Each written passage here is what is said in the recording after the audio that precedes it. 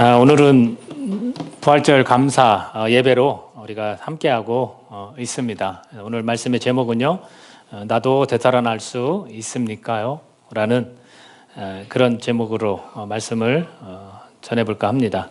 여러분, 되살아난다라는 거, 여러분 되살아난다라는 게 되게 쉽게 와닿지는 않죠.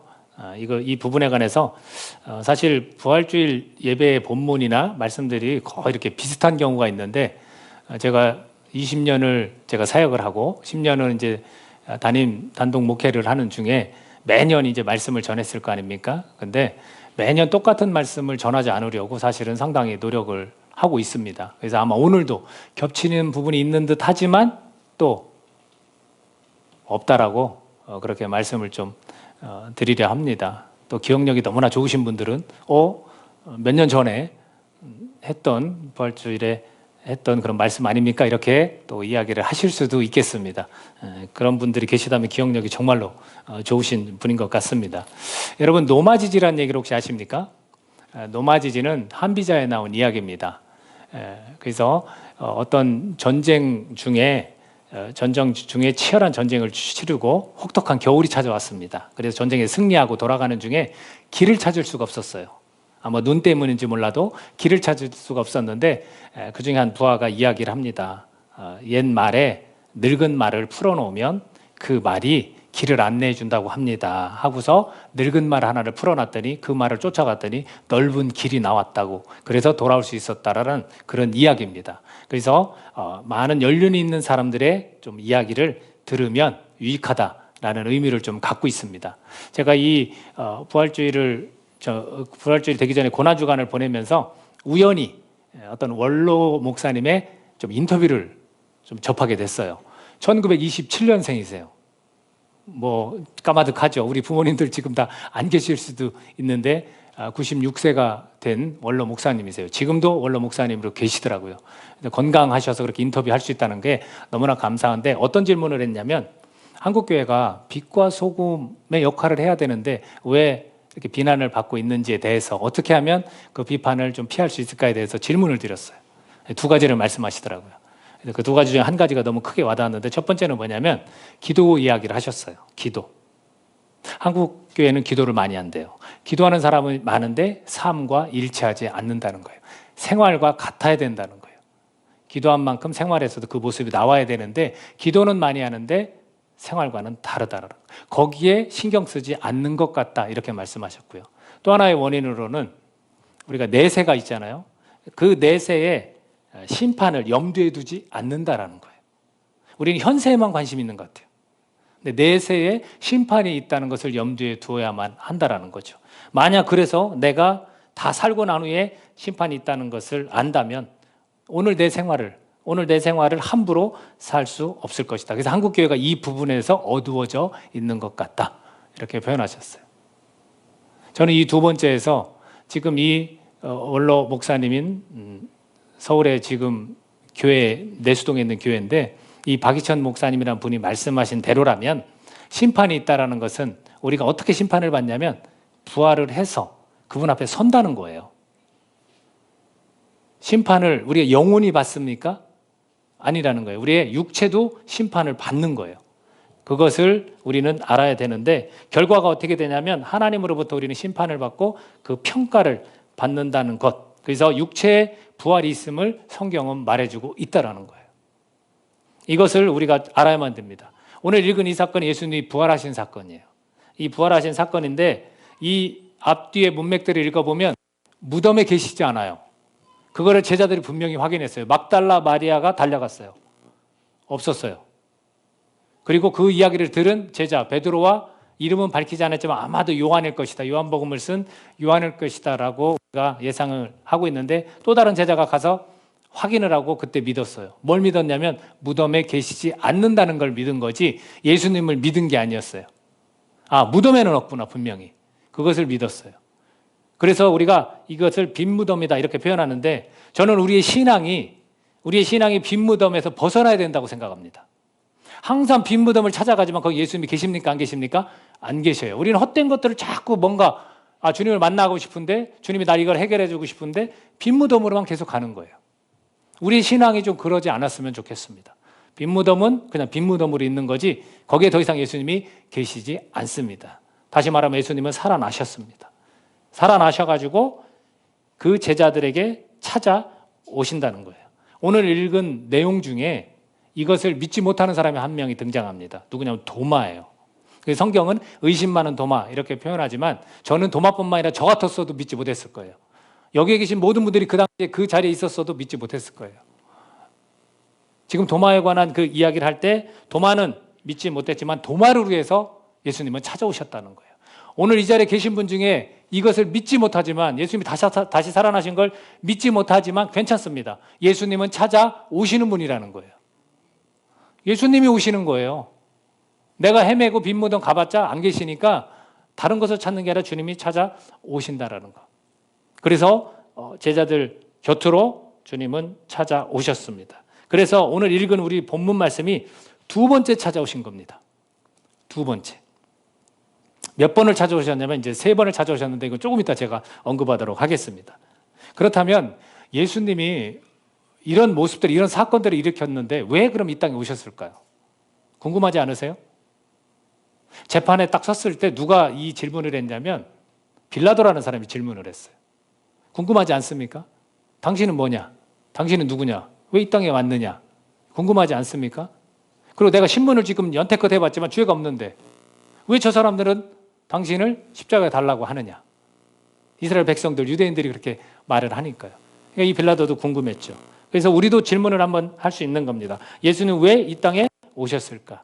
18장 37절에 보면 한 장만 넘겨보십시오. 18장 요한복음 18장 37절에 보면 이렇게 나와 있습니다. 빌라도가 이르되 그러면 내가 왕이 아니냐? 예수께서 대답하시되 내 말과 같이 내가 왕이니라. 근데 이 왕이 현세의 왕이 아닌 거예요. 하나님 나라의 이제 왕입니다. 그때 당시 로마의 압제를 받고 있었기 때문에 자, 내가 이를 위하여 태어났다. 왜 태어났는지를 설명하십니다. 이를 위하여 세상에 왔다. 왜 세상에 왔는지를 말씀하십니다. 같이 읽어볼까요? 곧 뒷구절 시작. 곧 진리에 대하여 증언하려 함이로라. 무릇 진리에 속한 자는 내 음성을 듣느니라 하신대. 이렇게 되어 있습니다. 예수님이 이 땅에 태어나신 이유가 뭐냐면 진리에 대해서 증언하기 위해서. 이렇게 이야기하면 조금 어려워요. 그죠? 진리에 대해서 증언하기 위해서 오셨다. 그래서 로마서 10장 4절에 보면 뭐라고 말씀하시냐면 의를 이루기 위해서 오신 거예요. 요거를 섞어서 생각하면 돼요. 진리를 증언하기 위해서 오셨고 의를 이루기 위해서 오셨다. 그래서 이걸 합치면 어떤 일을 위해서 오셨냐면 십자가에 달려 죽기 위해서 오신 겁니다.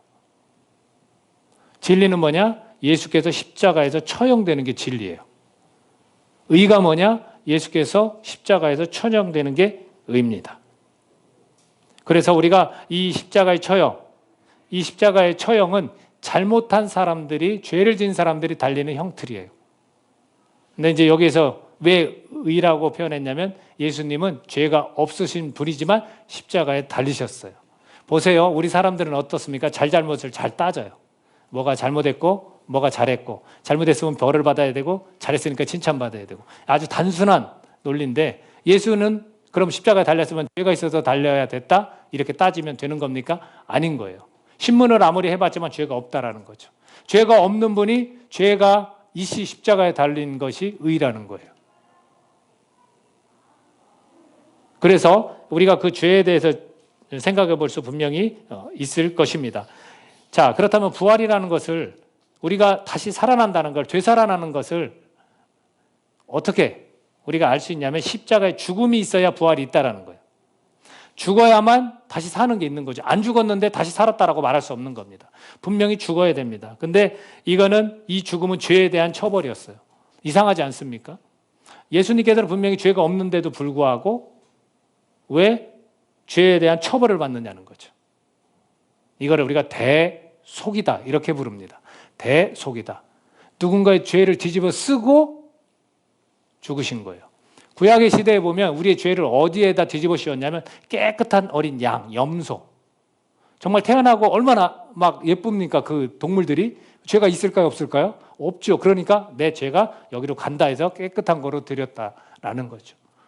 그래서 그걸 상징하는 거죠. 그러니까 예수님께서는 죄를 뒤집어 쓰고 십자가에서 죽으신 거예요. 죄가 없지만.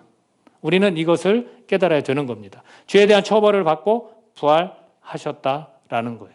그래서 그것을 우리가 믿게 되면 사실은 우리도 영적인 그 죽음을 경험해야 생명을 얻는 거예요. 아, 내가 죽은 거구나. 예수님께서 죽으신 게 내가 죽은 거구나. 나의 죄를 위해 죽은 거구나. 나의 죄성에 담긴 내 모습이 죽은 거구나. 이렇게 우리는 받아들일 수 있게 되는 겁니다. 근데 이거에 대한 논쟁이 있었어요. 지금도 논쟁이 있을 수 있다고 저는 생각을 합니다. 어떤 논쟁이냐? 부활은 없다. 어떻게 사람이 십자가에 달려 죽고 저 사람이 무덤으로 가는데 어떻게 다시 살아났느냐? 제자들이 그 시체를 도둑질해 갔을 것이다. 그리고 부활했다고 속이는 것일 것이다. 이렇게 말하는 사람들이 누구냐면 사두개인들이에요. 사두개인들은 부활이 없다라고, 천사도 없다, 영도 없다라고 말하는 사람들이에요. 그럼 사두개인들의 무리는 누구냐면 그들의 대부분은 제사장들이었어요. 제사장들이라면 율법을 아는 자들이었어요. 그래서 율법 모세 오경만 인정했어요. 다른 거 인정하지 않아요. 근데 그들의 특성이 있어요. 왜 그들이 영도 없고 천사도 없고 부활도 없다고 했을까? 그들의 모습이 되게 중요해요. 그들은요, 기득권자들이었어요. 권력이 있었어요. 그리고 부도 있었어요. 여러분, 권력과 부가 있는 사람이 뭐가 아쉽겠습니까? 그들을 그래서 현실주의자들, 물질주의자들이라고 그렇게 불렀어요. 그들은 현실이 중요한 거예요. 그거밖에 없어요. 여러분, 그들의 입장이라면 내가 종교적으로나 내가 이 물질적으로나 다 가지고 있는데 과연 부활을 믿을 필요가 있을까요? 천사를 믿을 필요가 있을까요? 어쩌면 그 사람들은 자기들이 지금 누리고 사는 게 천국일 수 있잖아요. 근데 이와 반대인 사람들이 있었어요. 예수님께서 그 일부분을 인정한 사람들이 있었어요. 누구냐면 바리새인들이었어요. 지금 얘기하는 사두개인이나 바리새인들은 다 믿는 자들이에요. 유대인들이에요. 하나님을 섬긴다는 자들이에요. 바리새인들은 천사도 믿고 영도 믿었어요. 그래서 예수님도 일정 부분 그것을 인정을 하셨습니다. 그렇게 그들 가운데 이런 논쟁이 있습니다. 그럼 우리가 알아야 될 게 있습니다. 이게 우리 크리스천들이 가장 헷갈려하는 부분 중에 하나인 것 같아요. 여러분, 죽은 자들도 부활을 하느냐, 예수님 믿는 자만 부활을 하느냐, 이게 이제 궁금한 거예요. 어떻게 생각하십니까? 저는 이거를 저희 교회에서 말씀드린 적이 있어요. 여러분, 모두가 다 부활합니다. 여러분 생각해 보세요. 심판이 있으려면 그들이 부활해야 돼요. 믿는 자만 부활하는 게 아니에요, 여러분. 그래서 여러분 정말 궁금하시다면 고린도전서 15장을 꼭 읽으십시오.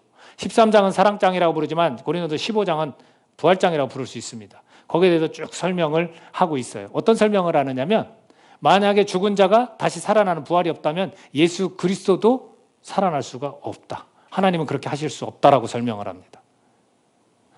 이걸 뒷받침해주는 또 다른 구절이 있습니다. 우리가 요한복음을 지금 보니까 요한복음의 예수님의 말씀을 좀 보면 좋을 것 같아요. 우리 5장으로 한번 가볼까요? 요한복음 5장으로 한번 가보겠습니다. 요한복음 5장 27절.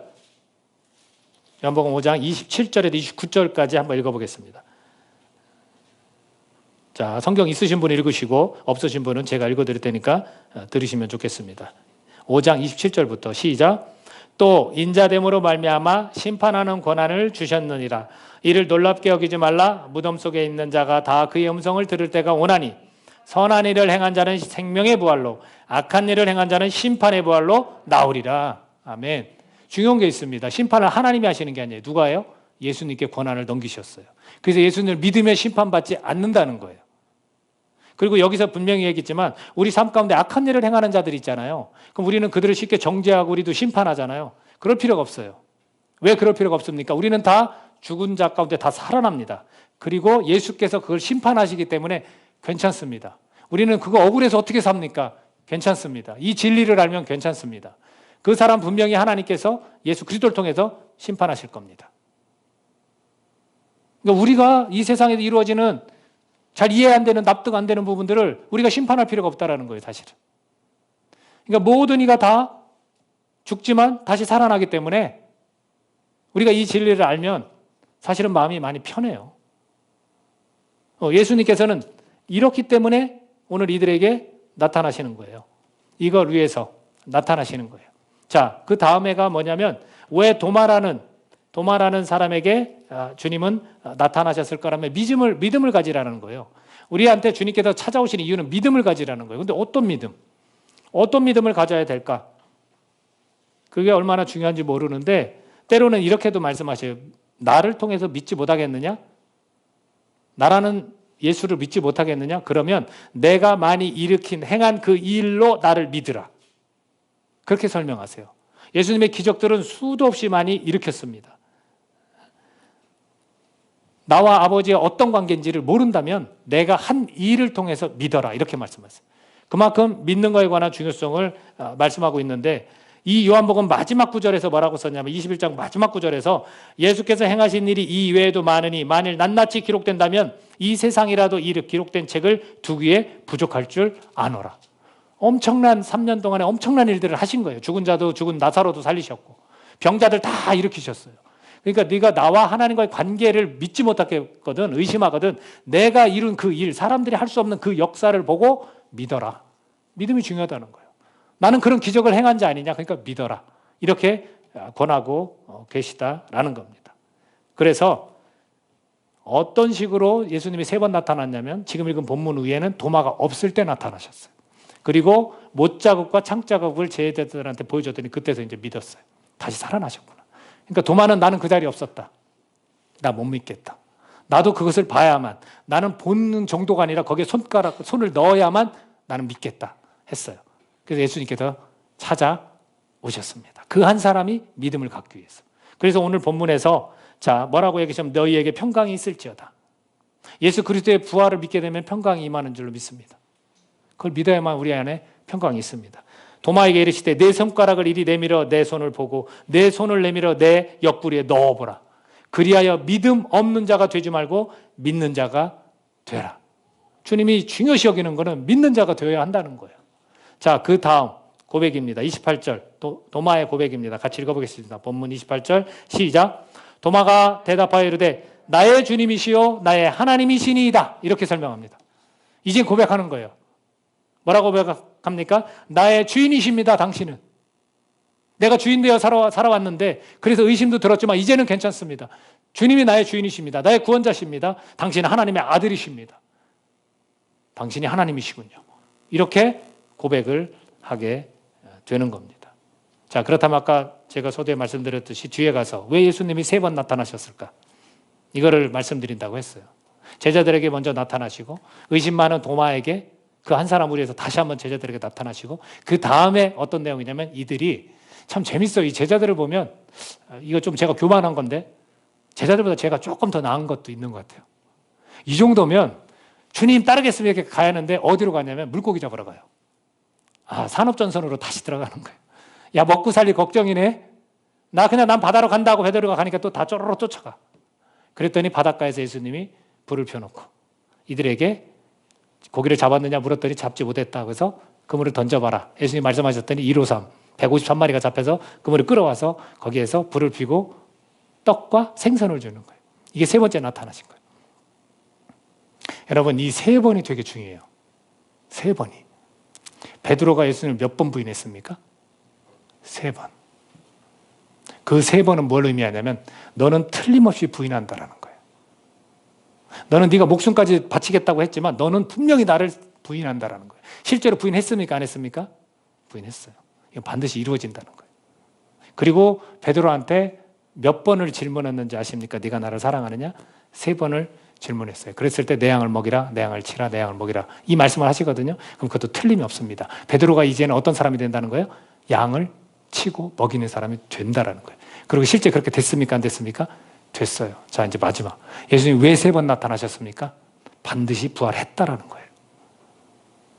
틀림없다라는 거예요, 여러분. 우리 오늘 이 말씀을 읽으면서 우리는 오늘 이것을 믿어야 될 줄로 믿습니다. 아, 틀림없이 부활했구나. 다만 내가 그것을 인정하지 않는 거지. 내가 그것을 받아들이지 않는 거지. 그분은 역사적으로 정말로 부활했구나라는 것을 우리는 받아들여야 되는 거예요. 여러분이 안 믿어도 그건 틀림없이 이루어진 일이에요. 그러니까 오늘 여러분들은 이걸 결심하셔야 돼요. 아, 부활하셨구나. 그걸 내가 믿어야 되는구나. 내가 받아들여야 되는구나. 자, 끝으로 제가 3가지를 좀 정리해서 말씀드리려고 해요. 그렇다면 이 부활이라는 것이 갖는 은혜는 뭘까? 이 부활이라는 걸 통해서 갖는 의미가 뭘까를 말씀드리려고 합니다. 오늘 본문이 그걸 또 어느 정도 보여주고 있습니다. 그 첫 번째는 뭐냐면요, 여러분들 새 생명을 얻습니다. 부활을 믿으면, 예수님이 부활하신 걸 믿으면 우리에게 새 생명, 중생, 거듭남, 다시 태어나는 것을 우리가 느끼게 된다라는 겁니다. 고린도 전서 15장을 말씀드렸는데 거기에서도 만약에 이런 일이 없다면, 지금 예수님께서 다시 태어난 일이 없다면 우리의 믿음은 헛것이다, 이런 표현을 씁니다. 그리고 우리는 여전히 죄 가운데 놓여 있다라는 표현을 씁니다. 그러니까 부활하신 예수님을 믿어야만 우리의 죄가 어떻게 된다는 거예요? 사라진다는 거예요.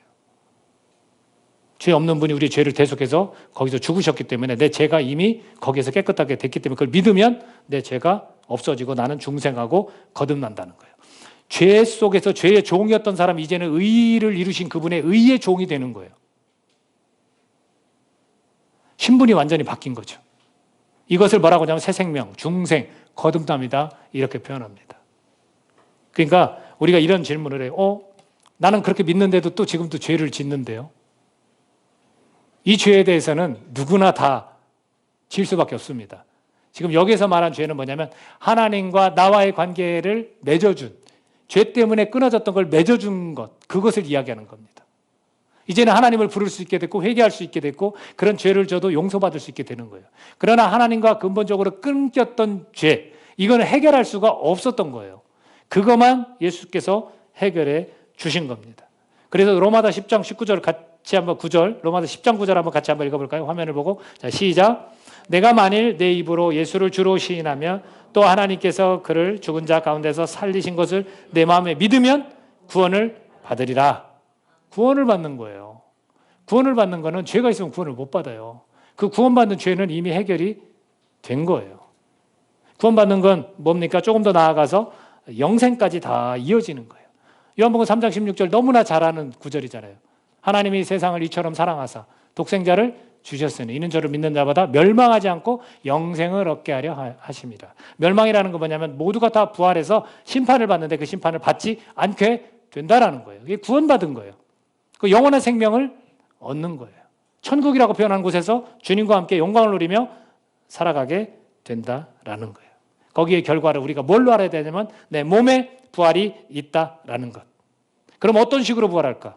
예수님께서 손에 못자국도 있고 허리에 창자국도 있으니까 이 육체가 그대로 부활하는데 어떤 모습일까 궁금하지 않으십니까? 그것도 성경에서 말해주고 있어요. 그것도 내 20대 때로 나는 부활했으면 좋겠다. 뭐 아기 때로 부활했으면 좋겠다. 이럴 수 있어요? 노년의 모습으로 그냥 부활했으면 좋겠다. 죽을 당시 그때 모습으로 부활하는 거 아닌가? 이런 거 생각할 필요가 없어요. 성경에서 이것도 표현한 게 있습니다. 뭐라고 하냐면 흙에 속한 자의 형상을 입은 것 같이. 우리 흙의 형상이거든요, 지금 이게. 그래서 우리가 죽으면 어디로 돌아간다고요? 흙으로 돌아간다고. 흙의 형상을 입은 것처럼 하늘에 속한 이의 형상을 입는다라고 되어 있습니다. 그러니까 예수님께서 야 똑똑똑 문 좀 열어줘. 제자들한테 올 때 문 좀 열어줘. 그렇게 들어오지 않았어요. 그는 육체의 우리는 형상일 때 가능한 일이고 그는 그냥 쑥 들어왔어요. 그러니까 우리도 그런 모습이 된다는 거예요. 그렇게 성경은 거기까지만 설명을 하고 있습니다.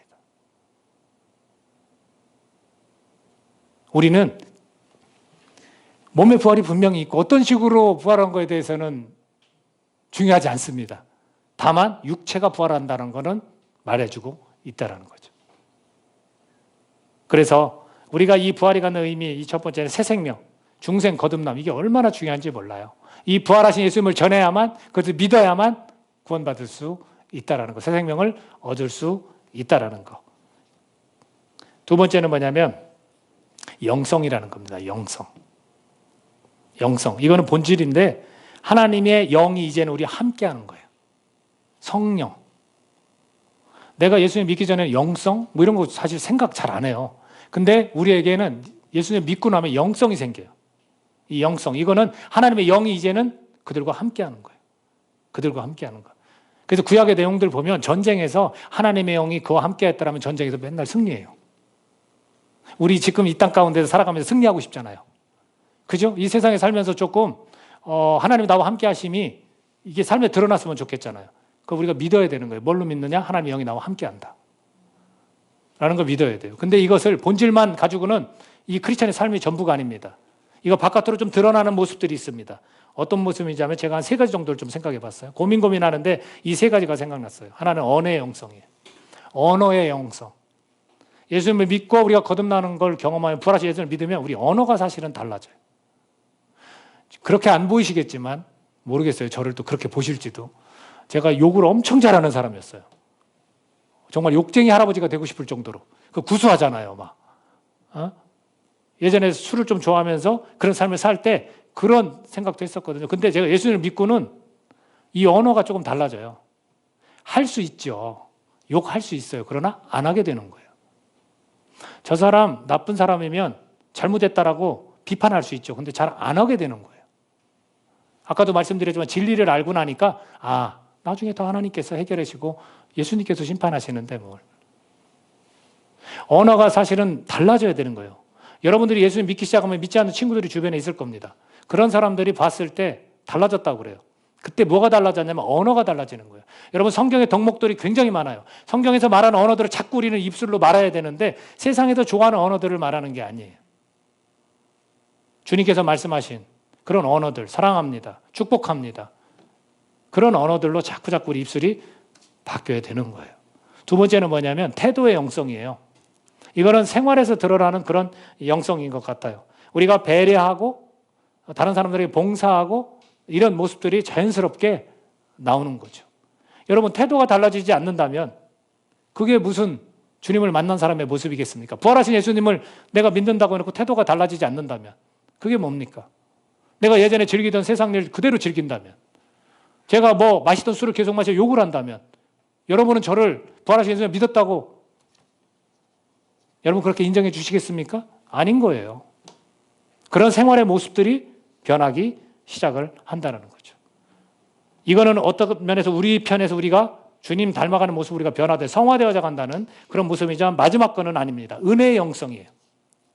여러분 내가 이런 삶을 살 수 있는 거는 주님의 은혜가 있어야만 가능합니다. 제가 다른 말로 표현했더니 존재의 영성이란 말이 나오더라고요.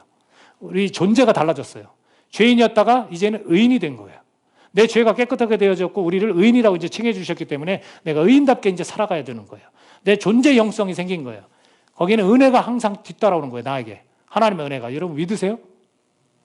보십시오. 그 증거가 도마가 분명히 보고 손을 넣어보고 믿었어요. 그죠? 그때 예수님께서 뭐라고 하셨냐면 29절 마지막 구절 오늘 본문 말씀 같이 한번 읽어보겠습니다. 시작. 예수께서 이르시되 너는 나를 본고로 믿느냐? 보지 못하고 믿는 자들은 복되도다 하시니라. 아멘. 지금 여기 앉아 계신 믿는 분들이 계시다면 다 복되신 분 아닙니까? 우리는 손을 넣어본 적이 없어요. 그분을 마주하고 생선을 먹고 떡을 먹은 적이 없어요. 근데 우리는 믿잖아요. 그럼 우리는 누구냐? 복된 사람들이에요. 존재의 영성이 뭐냐면 내가 있는 그곳이 나는 축복의 통로입니다. 믿으십니까? 우리는 그렇게 내가 외모가 어떻고 가진 게 없고 건강이 어떻고 아무 상관없어요. 그냥 존재만 생각하시면 돼요. 내 존재가 축복의 통로이기 때문에 내가 그곳에서 내가 은혜를 언제나 하나님 나에게 주시는 난 그런 존재예요. 그렇기 때문에 괜찮습니다. 내가 있는 곳이 주님이 나에게 축복을 허락하시는 곳입니다. 믿으십시오. 저는 이것 때문에 너무 좋아요. 이 땅 가운데서 살아갈 때. 막 착각이 들어요. 제가 발길을 옮기는 곳에 그거 하나님이 예를 들어 어느 사업장을 간다 그러면 거기 축복해 주실 것 같아요. 제 착각이라고는 했지만 그러나 내 마음 가운데는 이 은혜의 영성이 항상 있기 때문에 괜찮은 거예요. 난 축복의 통로고 누구를 위해서 기도해 주는 것도 좋고 그 사람 구원을 위해서 이렇게 거듭나기를 바라서 내가 그 사람 찾아가는 것도 너무나 좋고 그걸 이루시는 분은 하나님이시기 때문에 제가 맡기는 거지 내가 이렇게 왔으니까 반드시 될 거야 너무 걱정하지 마 이렇게 단언하지는 않습니다. 그러나 내 존재 자체는 그래 하나님의 은혜를 나는 가지고 있는 사람이야. 난 축복의 통로라고 말씀하셨어. 난 복된 사람이야. 이 믿음은 가지고 있는 거죠. 여러분들도 이 믿음을 가지고 계시기를 예수님의 이름으로 축복합니다. 끝으로 이 부활이라는 것이 우리의 갖는 의미와 은혜는 뭘까? 이것은 몸의 부활이에요, 여러분. 저희 어머니는 조금 일찍 돌아가셨어요. 61세에. 그래서 좀 이렇게 지금 어머니 또래들 분들 보면 저는 굉장히 반가워요. 지금은 이제 살아계셨던 80이 이제 넘으셨는데 너무 반가워요. 그랬을 때 우리가 서로 위로가 되는 말이 있어요. 무슨 말입니까? 천국에 가서 만난다라는 말이에요. 왜 만난다고 할까요? 우리 영혼이 막 만날까요? 아니죠. 이 육체가 부활하니까 그런 소망의 메시지를 우리가 서로 주는 겁니다. 만난다고. 근데 가장 가슴 아픈 일이 뭐예요? 심판받고 갈리는 거잖아요. 믿지 않는 어떤 자도 다 부활하는데 육체가 부활하는데 저쪽에서 예수님으로부터 심판받아 저쪽으로 가고 나는 이쪽으로 하나님 품으로 가면 그보다 더 가슴 아픈 일이 어디 있습니까? 아까 말씀드렸지만 한국교회가 현세에만 집중하고 살아가니까 내세에 대한, 심판에 대한 두려움이 없는 거예요. 그러면 내가 그걸 안다면 내 가족을 위해서, 내 이웃을 위해서 내가 얼마나 애써서 기도하고 정말 사랑을 표현하겠습니까? 왜? 모두가 다 죽고 나면 부활하는데, 육체가 부활하는데 심판받으면 안 되지 않습니까? 그러려면 예수님 부활하신 예수님 믿어야 되지 않습니까?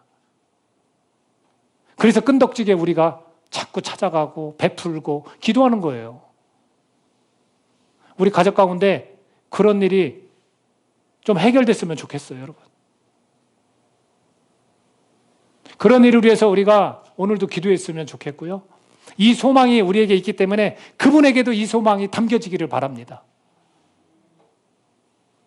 이것이 우리가 부활하신 예수님을 믿을 때 우리에게 오는 은혜들이에요. 저는 지금 우리 이 공동체의 우리 권속들을 위해서, 권속은 그 가족들 연결될 사람들을 권속이라고 그러거든요. 성도, 믿는 자들의 연결된 분들, 그분들을 위해서 기도하고 있어요. 왜냐하면 그분들이 지금 암 치료 중이시거든. 얼마나 힘들겠습니까? 저는 저희 어머니를 암으로 잃었기 때문에 그 고통과 아픔을 저는 그분들만큼은 아니지만 이해해요. 그 첫 번째 기도 제목, 그 마음 문을 열고 예수님께서 찾아오실 때 그 마음 문을 열고 예수님을 영접하게 해주십시오. 또 하나, 당신은 능력이시지 않습니까? 당신의 이름으로 이 암덩어리 같은 거 금방 사라질 수도 있지 않습니까? 치료해 주십시오. 저는 그렇게 기도해요.